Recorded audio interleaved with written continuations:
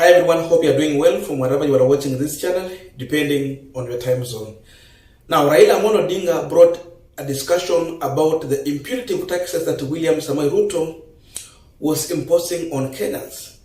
It is very clear that Ruto is, as of now, pickpocketing the poor Kenyans in the name of taxing, for him to be able to do development and pay the debt in this country. But then William Samoei Ruto, in his own wisdom or lack of it, he quickly turned that discussion into the Kenyatta family funding Raila Odinga event for them to be able to evade taxes. He thought it's very clever. And yes, to some extent, people are going into that direction. But then, the worst is that it is emerging that William Ruto actually, he was trapping himself. Because now, number one, no one is buying into that narrative, apart from the few who is drunk with William Ruto leadership. But people understand the direction that Ruto was trying to mislead them into.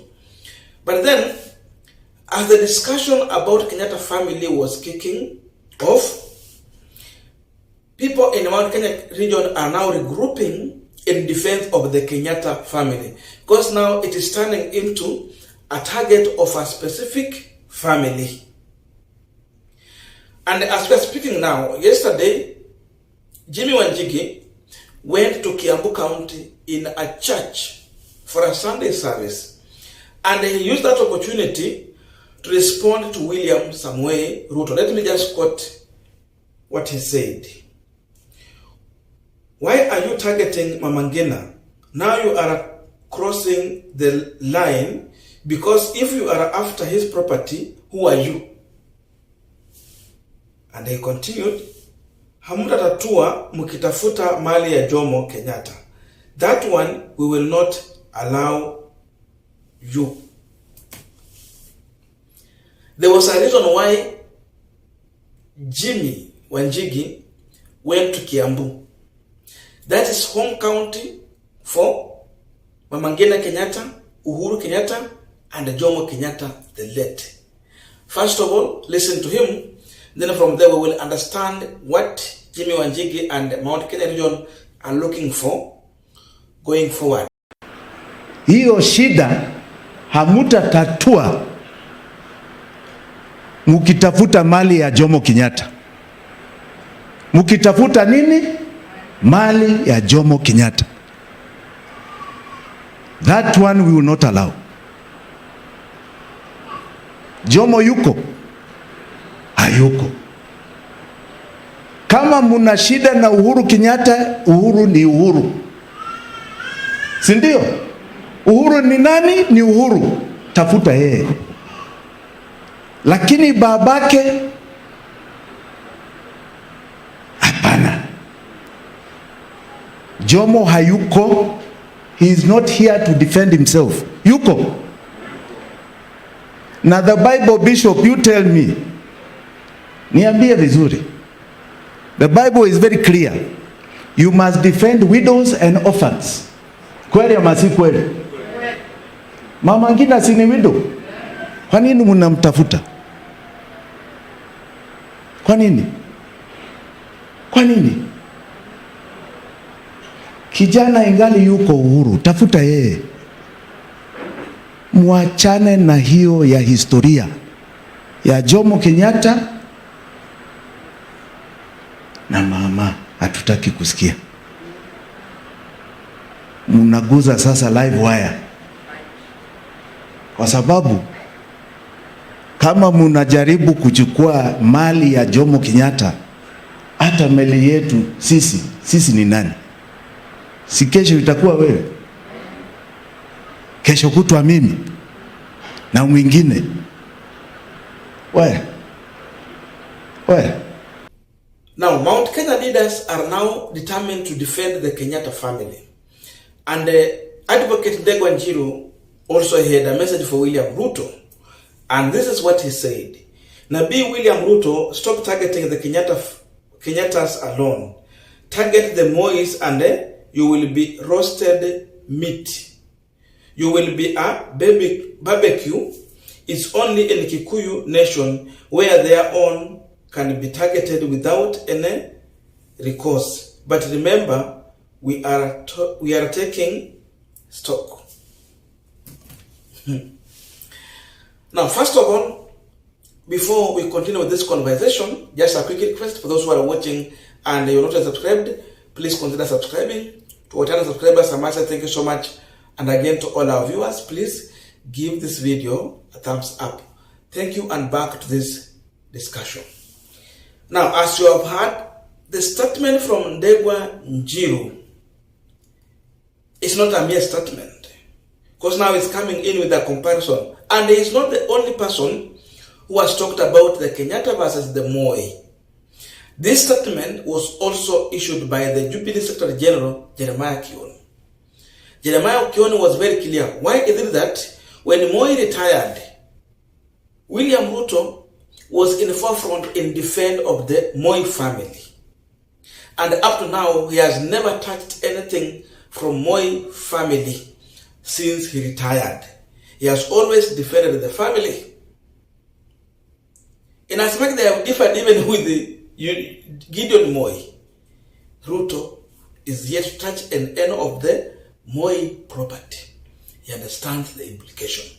So the question was, why is it that he is not touching the property belonging to one of their own Kalenjin, but he is busy here frustrating the Kikuyu community?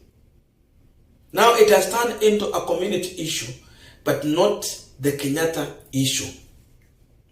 Now, indeed, I believe that Jimmy Wanjiru, in his own response, and it was very clever, Wanjiru literally used the Bible to slap William Samoei Ruto in the face.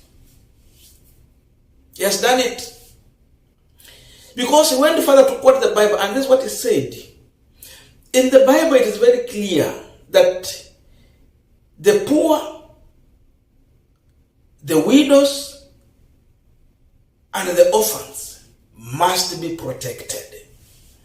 It has emphasized on the widows and orphans. That is the Holy Bible. But what is, and that's where the church agreed with him. I think this time around, Wanjiru was very clever. He touched on a topic that is very dear to the church, such that even if you don't want to listen to what he's saying, at least you will agree with him. And that's why the church was in agreement with Jimmy Wanjiru. Mama Ngina Kenyatta is a widow. The husband died. And because of that, even if you don't like her, you have to defend her just because she's a widow. No one should touch her property when you are watching and she's a widow. That's the truth. So if she has anything she acquired legally, no man should touch that property.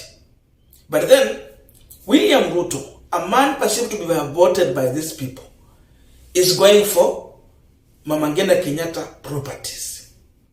So the question is, should we allow him to go and touch a widow when we are watching in silence? The answer is no. This message is very strong to the Kikuyu community. If Ruto thought that it's going to be a joke, it's no longer a joke. This is a game changer.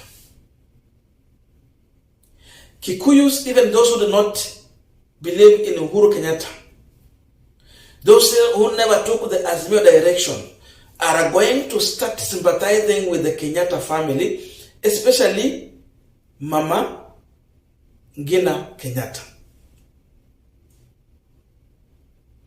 Because now it is a running call in the Bible to defend the widow and orphans.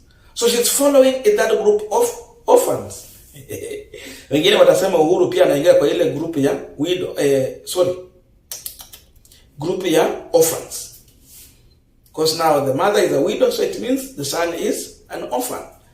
Maybe it could go there. But now it's saying that if you have a fight with the Uhuru Kenyatta, that bond, then you deal with the Uhuru Kenyatta. But leave Mama Ngina Kenyatta alone.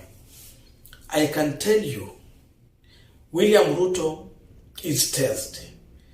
Statehouse haikaliki. There is panic in Statehouse. And this can be explained in the statement he issued when he was in the church somewhere at Ruai. So listen to William Ruto shortly, and then we are going to conclude this discussion. Ile kitu pia nimeambia watu wa KRA ni kwamba kila Mkenya apatiwe nafasi ya kulipa bila ya kushurutishwa, bila ya kuangaishwa. Now, going with the latest statement from William Ruto in the church, it confirms that he has changed his tone, and even he's just trying to meander around that issue of taxes. That he has talked with KRA not to harass people, to allow them pay their taxes. Mama Ngina Kenyatta was very clear that if I have not paid taxes, please come and sell my properties and take those taxes that you feel that I have not done what? Cleared. As simple as that. So it means there is no ended debt Mama Ngina Kenyatta is owing KRA. That's why the president is toning down and now saying that he's giving people a chance to do what? To pay their taxes. This is a cornered William Samoei Ruto. That's why his tone is going long. You know, we say that in this current political situation, Azimio managed to take a good position to score. And they have pushed the Kenya Kwanza side into a defense position. So they will be striking, and the Kenya Kwanza will be defending. Ruto has tried to bring in the Kenyatta family to take the discussion, but Raila Odinga has managed to come back and tell them, stop pickpocketing Kenyans. It's no longer tax collecting, it is now pickpocketing. And now when he introduced the Kenyatta family into this matter, it has turned into another tool of destruction toward him. Because now, the leaders in the Mount Kenya region are turning back to their community and telling them that this game where we are heading to, Ruto is targeting the Kenyatta family. And indeed, if he will succeed in dealing with the Kenyatta family, then he takes the properties belonging to Kenyatta. The next person, like Jimmy Wanjiru said, it will be me. And after Jimmy Wanjiru, it will be another person, a business person. And after that one, it will be anyone who owns business in Mount Kenya region. Remember, this is a community that has much of interest into business. If you tell them like this, you are just telling them to defend themselves before Ruto come for their business. Who are they? Not to come out and defend Mama Ngina Kenyatta. So that is the situation. Soon, Kiambu is going to reiterate. They will come in defense of Ngina. And it will go around Mount Kenya region. Such that Mama Ngina Kenyatta and the entire family is going to attract sympathy, which will be a destruction tool against William Samoei Ruto. Simple as that.